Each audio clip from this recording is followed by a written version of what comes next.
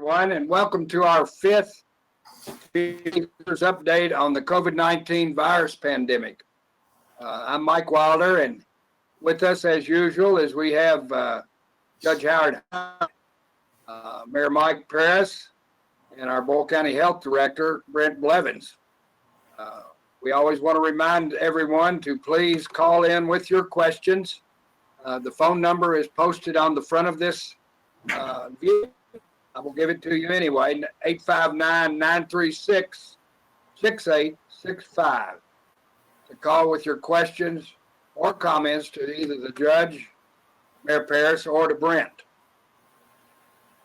As everyone has been watching and reading the news and watching the governor and the president, we kind of are beginning to get just a little bit of reason for optimism in this event. Especially in the state. Our statewide cases are not rising as did. A good number of the folks that have been tested positive are getting better. But one thing for sure, and I want everyone to listen to this, one thing for sure, now is not the time to let your guard down and get a false sense of feeling good about it, because it's far from over. But we may be actually seeing some light at the end of the tunnel, and I think Brent will elaborate more on that. One of the great concerns that I know the governor has, and a lot of people have spoke to me about this, is our long-term care facilities are of a great concern in this pandemic. It is just so easy for that virus to become active and positive within a nursing home or an assisted living facility, and it could be catastrophic, to say the least. For instance, yesterday, there were 38 different facilities that reported 393 confirmed cases. 256 of those were residents, and 137 of them were staff. And kind of the alarming part about that is 37 deaths were reported as of yesterday in our long-term care facilities.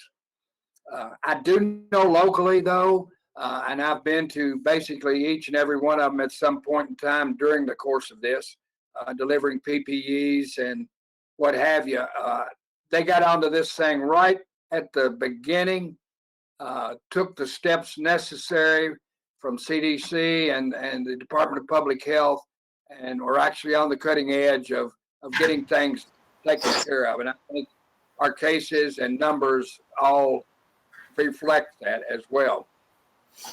Another thing that's coming on, that's a new thing that we've talked about a little bit before, is our community-based drive-through testing centers. There is one already, there's one in operation in Frankfort, been operating for a couple of days now, 3 days, I think. And one was opened yesterday up in Kenton County that will be operating through the weekend. As I understand it, there are 4 additional sites that have been identified pending the governor's approval. Again, this is one of the best ways to gauge the number of positive cases that we have in the Commonwealth. One of the best ways. And, as I've spoken before, Boyle County has been listed possibly as a regional test site. There are only 4 that they're thinking about setting up more now. I have not got any information, positive or negative, towards this happening. But I know at one time we were in the conversation for that. So you might keep that thinking about that as well. As you know, each day I receive a situation report from the Kentucky Emergency Management Group from our state EOC. When I get that situation report, I forward it to all of our members of the local task force, and we discuss by conference call that situation report and where we are on the virus as far as it affects Boyle County. And some people ask me, said, who are the members of the task force? I was asked that this morning, as a matter of fact. Fairly simple. It's all the players. Of course, we've got city and county government. The judge and the mayor both are on this call. each and every day. We have a call at least twice a week. Of course, emergency management is on there, myself, Boyle County Health Department. We have representatives from the hospital. Both school systems, along with Center College, are a part of this. EMS and the fire department, the Danville City Fire Department, are both on board. Danville Police Department and the Boyle County Sheriff's Department are all on this as members of the task force. So that's kind of who that is and where we are on that. And we're in close contact with KYEM, Department of Local Health. All of those people are on that. So we're going to give you the most up-to-date information that's possible. Without that, Judge, you got some comments. I do, Michael. Thank you so much for that good information. As I like to always try to come up with something a little bit new, as of yesterday on April 15th, Senator Mitch McConnell's office released some information that they were sending to Kentucky schools that will be eligible for nearly $43.8 million from the CARES Act. I'll just read you real quick. The U.S. Department of Education to meet the student and institution needs during the coronavirus pandemic. The federal funds will be delivered through the Governor's Emergency Education Relief Fund, which was made available by the Coronavirus Aid, Relief, and Economic Security Act, the CARES Act.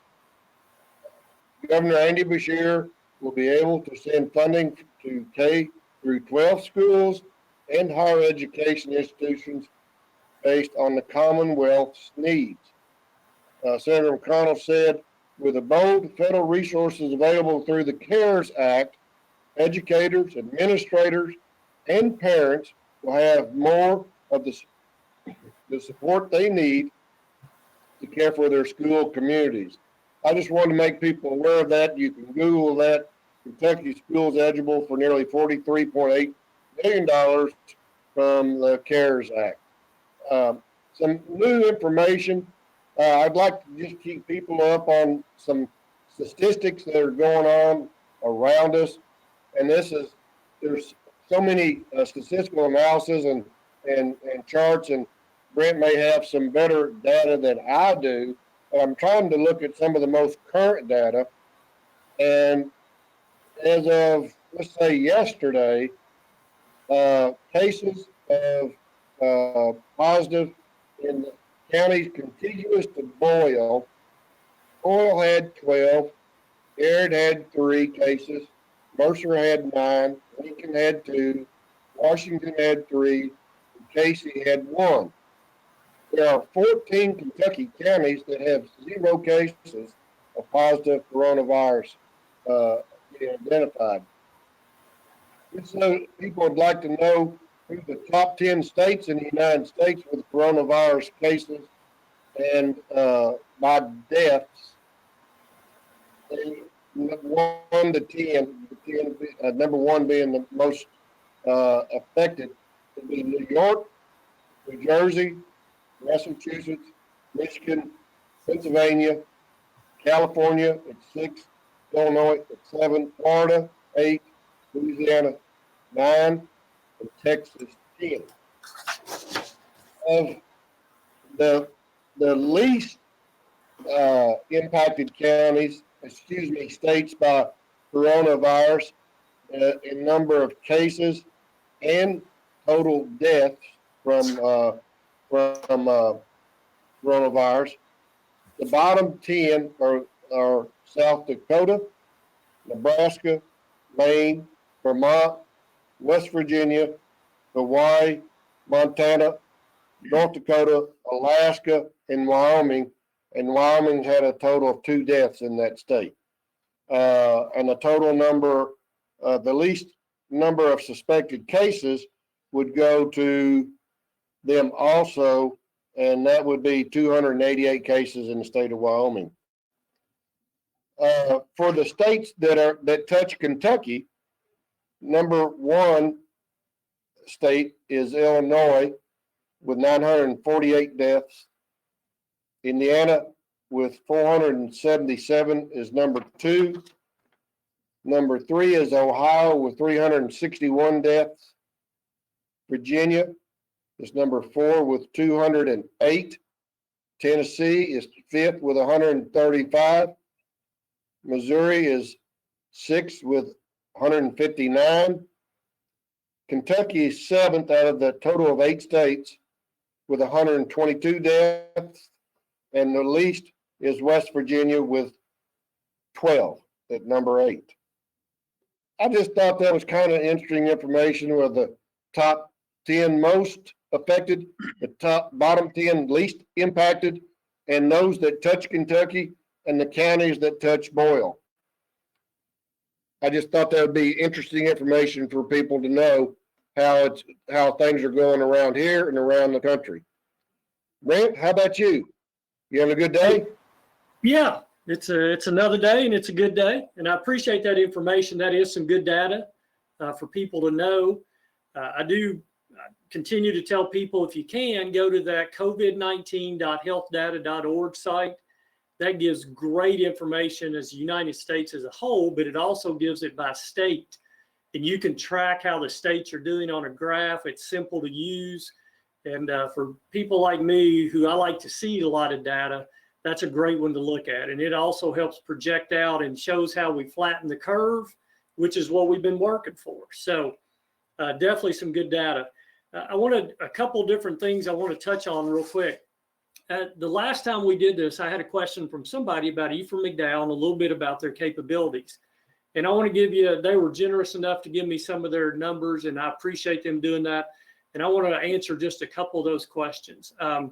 They wanted to know, Ephraim, the number of ICU beds and then other beds that could be converted. And they have 21 ICU and then about 8 or so other beds that could be converted as step down type things. So that's a pretty good capacity, I think, for a community our size. They wanted to know how many ventilators. They have 10 themselves, and then they've also rented an additional 5. And then, so that's 15 or so. And then another question was, well, do they have enough staff to do that? And yes, we are very fortunate with Ephraim. They could easily manage up to a lot more ventilators than that, as well as they can manage a lot of number of patients if they ended up getting those, which we hope they don't, but they could definitely do that. So we're very fortunate to have Ephraim. They have planned for this for years in other ways and similar ways, and they continue to plan. And as if you've seen Dr. Grant's post, he says they've even planned to plan recently. So they are on it, and we're fortunate to have them. Let me go back to something Mike Wilder said earlier about the long-term cares, and let me give you some numbers so you understand when we talk about capability in our hospitals and what that would look like. We have between the 5 facilities, because we have 5 long-term cares. Now, I realize a couple of them are assisted living. Some of them are more nursing home type care. But if you lump those all in on 5 long-term care, we have almost on any given day about 400 clients or residents in those facilities. And that's just here in Boyle County. The staff to manage that is at a minimum 200 a day, if not more. So you could on any given day have about 600 people plus that are involved with our long-term care facilities. And as you're seeing in these other counties, once the virus gets in and as it spreads, it can rapidly turn into a situation where you have a lot of people that are struggling. Mike was exactly right. All of our long-term care started early on preparing for this. They all have a different plan on staffing. If something were to happen, we just continue to look at other plans too for that if needed, and certainly hope we don't get there. But just to give you an idea what those numbers and why we keep saying it's that important to flatten that curve. Because you can imagine if all of a sudden 350 of those residents or clients were sick, and let's say that 250 of them needed hospital type care, you could easily overwhelm most hospitals around us just that quick, as that thing progressed. So that's why it's so important that we look at those numbers. I also want to talk just a minute about some things that are going where people are getting a little antsy about going back to work. You know, there was people protesting in Frankfurt, some different things going on around the nation. And here's what I'll say. I get it. We're all, you know, ready for that moment. But, and as Mike said earlier, we are getting closer to that moment when people can, however that looks and however that opens back up, we can do that. But for right now, it's still important that we do all the things that we have in place right now, because they make a difference in this community. And as the judge talked about, the communities around us, these things make a difference. That's social distancing, washing hands. If you're sick, you know, staying home, those things that we've got to do right now. So just hang in there. You know, everybody, the weather's nicer. Everybody's looking forward to some things, and we'll get there, but we got to keep doing these things right now. Okay. Is the mayor with us today or not? I don't believe he is. I don't believe he is either. Okay. Hey, Mike, I got one more thing. I cut myself off there. I'm sorry. No, you're fine. And I'm going to announce these. I always do every day at 4 o'clock anyway, but since we're doing this, I'll go on and announce these numbers. And we do have one new case in Boyle. We actually thought it was a Lincoln County case. And it turns out that the address, it finally ended up being in Boyle, and it just a while to track all this down. And so everybody's been contacted about that case. There's nobody else that we need to talk to. The people are at home and doing well and that. So here's my real positive that I'd like to report today. And you'll see it on my graph at 4 o'clock. We have 4 people of those original 13 cases who have now we classify as recovered off quarantine. And that's what we're trying to get to every day. We've got some more in the next couple of days that'll be coming off that quarantine period. And so what that means is they had the virus, they were positive, they recovered, they're back into more of their normal lifestyle of what they were doing before and what we can do now. But we are no longer following them. They've done their 14-day period. And that's just a great feeling, because, you know, it was only about 2.5 weeks ago we were talking about our first case, or maybe 3 weeks ago, our first case, and wondering, okay, how is this going to turn out? How is it going to look? Well, now we're starting to see how this thing kind of gets down the road. So that's a real positive. So that what it means is we have total active cases of 10 right now. That means we're following people out of those 10 cases every day. So I'm really excited about that. The one new case, we'll do the same as we've done the others. We'll follow right along with them and help them through this process and keep them quarantined so that doesn't spread. Okay, Mike, I think that's. We don't have anyone in the hospital, do we, Brent? Any of the cases are in? No, we do not. We do not. We've had, you know, a couple of those. When I always show on that graph, it says home recovering. And right now we've got 4 of those people that are home recovering, and they can be in various stages of not feeling well. But even the couple we had that felt the worst ended up staying home and just worked through it that way. And their doctors were great to work with them and keep them at home, which was appropriate care for them. And so we were glad for that. And we're also glad that Ephraim stands ready if we ever have that need. One thing, Brent, I do want to mention that maybe some of the folks aren't quite aware of is what a tremendous job our EMS personnel are doing and the fire departments involved. They had to make some pretty drastic changes in the way they responded to the different cases that they had, just to kind of be keeping their staff healthy and at a great distance away as well, and still do their job. And I'm telling you, they have done one heck of a job. I've heard several people comment that they're very pleased with how they're operating and what they're doing, and all the staff has taken this very seriously. And again, the proof's in the pudding, as they say, because look at our numbers, and they don't lie. Just like Brent said, we're very fortunate. I know there were people that once we got that first case had even thought about wagering on how many we would have. And I talked to a couple of people, and you know, they said, yeah, it's this many and that many. And I will assure you that none of the people that I talked to ever said that so far and this far into the event that we would have the fewer number as we have. Now, again, that false sense of security. We don't want to get that because we're not out of the woods by a long shot, and we could have a lot more cases. And we need to be aware of that. And like Brent said, and everybody else says, continue doing what we're doing. Oh, I agree with you 100%, Mike. And another question I get is, I've had this question of why in Boyle County do we have 14 and a surrounding county might have 1 or 2 or 4, something. Well, if you look at Boyle County, we have a regional hospital which serves about 10 to 15 counties on any given day. We have numerous major size factories and businesses here. If you look at just what's inside Boyle County, that is a lot. We have a lot of chain restaurants. We have a lot of the big box stores. We have 4 school districts, including KSD, so in 2 colleges. So you start looking at that, what's packed into Boyle County, that is a lot of commerce. That's a lot of people living here to work in those facilities. And then you branch out into some of our other counties who don't have as much of that as we do. And you can see that probably makes a little more sense of why we have 14, a surrounding county might have 3, those kind of numbers. But we just got a lot here in Boyle County that we have every day. And when we're not doing COVID-19, we're fortunate because we get to enjoy all those other benefits they bring to our community. That's exactly right. Yeah, that's exactly right. We are a hub.